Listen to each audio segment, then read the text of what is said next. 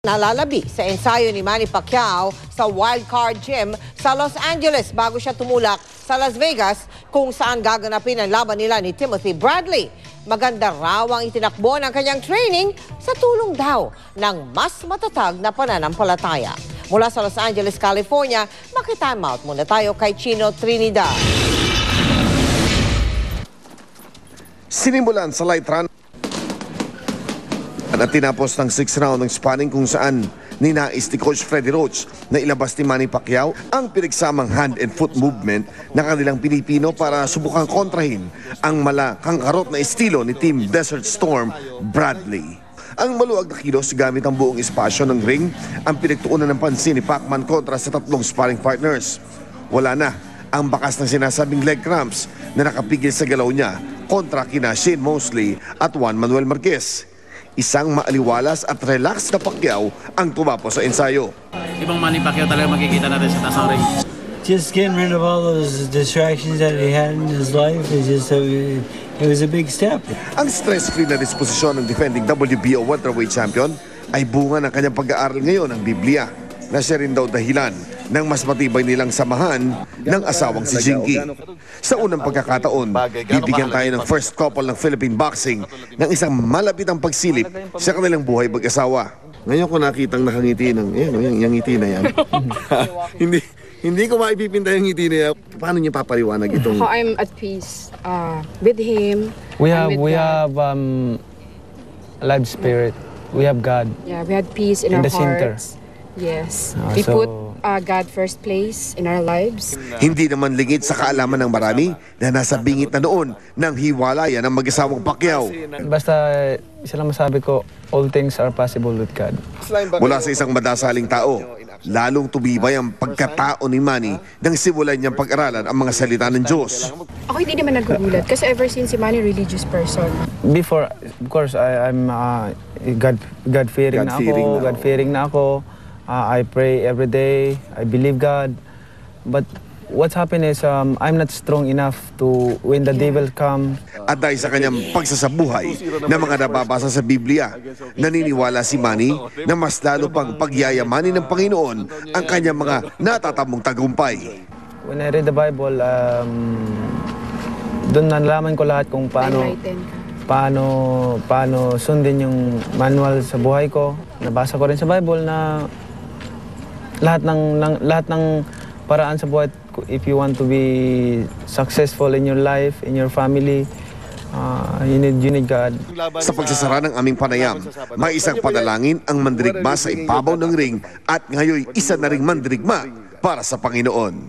Not our will, but God's will. What we do is, we walk by faith, not by sight. Mula sa Los Angeles, California.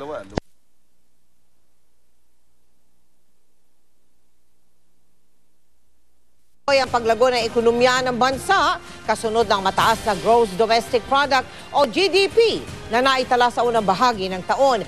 Pero ayon sa mga eksperto, hindi naman daw agad-agad mararamdaman ng mga ordinaryong mamamayan ang epekto ng mataas na GDP. Nakatutok si Mari Zumal.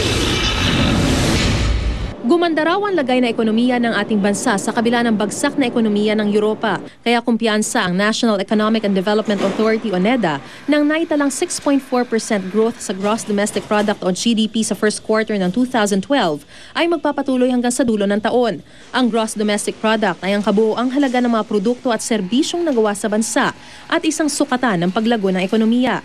Ipinagmamalaki raw ito ng pamahalaan lalo't pinakamataas ito sa Southeast Asia at pumangalawa naman sa China sa buong Asya. Within the ASEAN, the Philippines' economic performance for this quarter was above the preliminary average growth of 3.7% for the region, growing faster than Indonesia's 6.3%, Vietnam's 4.3%, Singapore's 1.6%, and Thailand's 0.3%.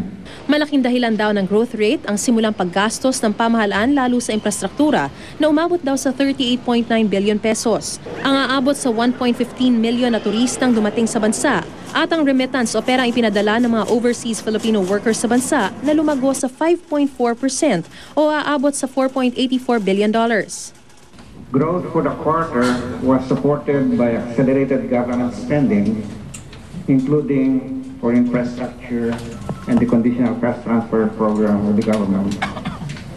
Low prices which supported household consumption. Mas maraming trabaho, which also means that mas maraming income na generate na ma-distribute across different sectors of the population or sectors of households. No? In terms of food availability, dumadami yung mga consumer needs. Ayon na rin sa ekonomista aming nakausap, hindi nangangahulugan na agad-agad mararamdaman ng karaniwang mamamayan ang epekto nito. At kung sakali man, hindi rin naman pantay-pantay o pare-pareho ang pakinabang na makukuha nila mula rito. The upper income classes tend to benefit more than the lower income classes. And that is because they are in a better or a more advantageous position to benefit from economic growth. Ganito rin ang tingin ni Dr. Leonor Briones ng UP National College of Public Administration and Governance. Kabuuan ito, halos hindi ito makikita sa level ng individual. Halimbawa sa infrastructure na talagang puspusang ini-implement ngayon, siguro sa level ng mga contractor, sa level ng mga supplier, pero hindi certainly sa level ng mga manggagawa. Hindi rin daw tamang ikumpara ng NEDA ang growth rate ng Pilipinas sa mga bansang Vietnam, Indonesia, Singapore at Thailand. Importante yung actual na size ng GDP mo, kung ilang bilyones yan. Kung ang base nila ay mas malaki kaysa atin, maski sasabihin nung maliit lang yung growth nila, malaki na sila.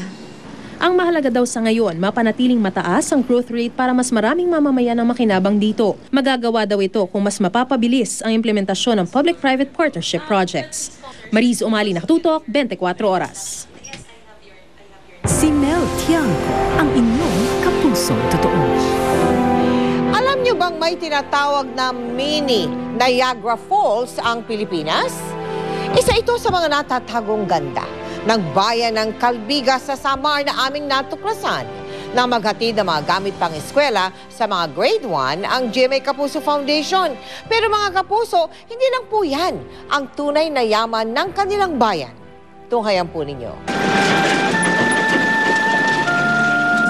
Sa muli naming paglalakbay para sa unang hakbang sa kinabukasan, binisita namin ang bayan ng Calbiga sa Samar.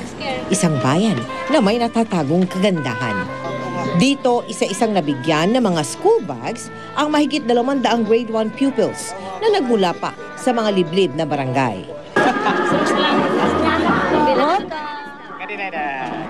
Kasama rito ang mga estudyante ni Teacher Johnson, ang nag-iisang guro ng Literon Primary School. Yung iba, talagang lapis, papel, pwede na. At yung pagsusulat, lahat ng subject sa isang papel o sa isang notebook, doon na inilalagay, doon isinusulat. Sa ganitong bagay, sila ay magkakaroon ng interest na pumasok araw-araw. Lalo pa ngayon na nakatanggap sila ng mga gamit pang eskwela. Isa sa mga masasayang nakatanggap, si John Kenneth, 7 taong gulang. At nang bisitahin namin ang kanilang tinitirahan sa Barangay Literon, pumungad sa amin ang isang natatagong ganda, ang Lulugayan Falls. Sa haba nga nito, tinawag itong mini Niagara Falls ng Pilipinas. Dito nagsisilbing tour guide ang ama ni John Kenneth. Ako tour guide ako din ako ang Literon. Naghihimo kami nga balay, katapos nagahawan danay kami din malipayan ako nga nakagraduan na nakahi kami nga tagpa diswara kami pagkasulod din eskwela bisa kulog. Kahit hindi nakapag-aral ang mga magulang, nakita namin ang isang pamilyang puno ng pag-asa. Salamat. Sa aming huling araw sa isla ng Samar, naranasan naman namin ang mainit na pagtanggap ng mga taga-bayan ng Daram at Talalora. Excited ka sa bag mo? Bakit? Kasi ngayon ka lang naramdaman magkabag. At isang ina na may karamdaman ang aming nakilala. Gagaling ko pa nga lang sa sakit May dala-dala pa akong gamot ngayon kahit sumama ko dito para lang makaano lang dito ng bag. Para sa bawat magulang, guro at bata, walang katumbas ang taus-pusong paghandog at pasasalamat. Sobra. Napakalaking tulong po yun. Ito pala ang tunay na ganda ng Samar. Salamat sa bag at sa kapuso. I love you. Mahigit 1,500 grade 1 mula sa 5 bayan ng Samar ang nabigyan ng school supplies na magagamit nila ngayong pasukan. Isa na naman pong bagong simula para sa kanilang pagtuntong sa paaralan. Samantala, nagpapatuloy pa rin po ang project na unang hakbang sa kinabukasan sa iba't ibang bahagi naman ng ating bansa. Kung nais po ninyo makibahagi sa project na ito, maaari po kayo makipag-ugnayan sa aming tanggapan o mag-log on sa www.kapusofoundation.com. Susunod, sa Sarangani, bata patay matapos aksidenteng mabaril ng kalaro. Dose-dosenang tupa sa Australia at tumilapon mula sa tumagilid na trailer truck.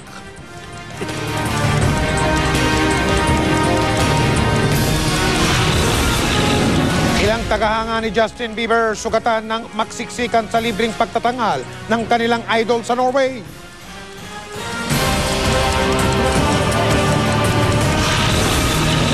At ilang eksenang kinunan dito sa Pilipinas kasama sa trailer ng Hollywood na pelikulang The Bourne Legacy. Lahat ng balita nandito sa 24 oras.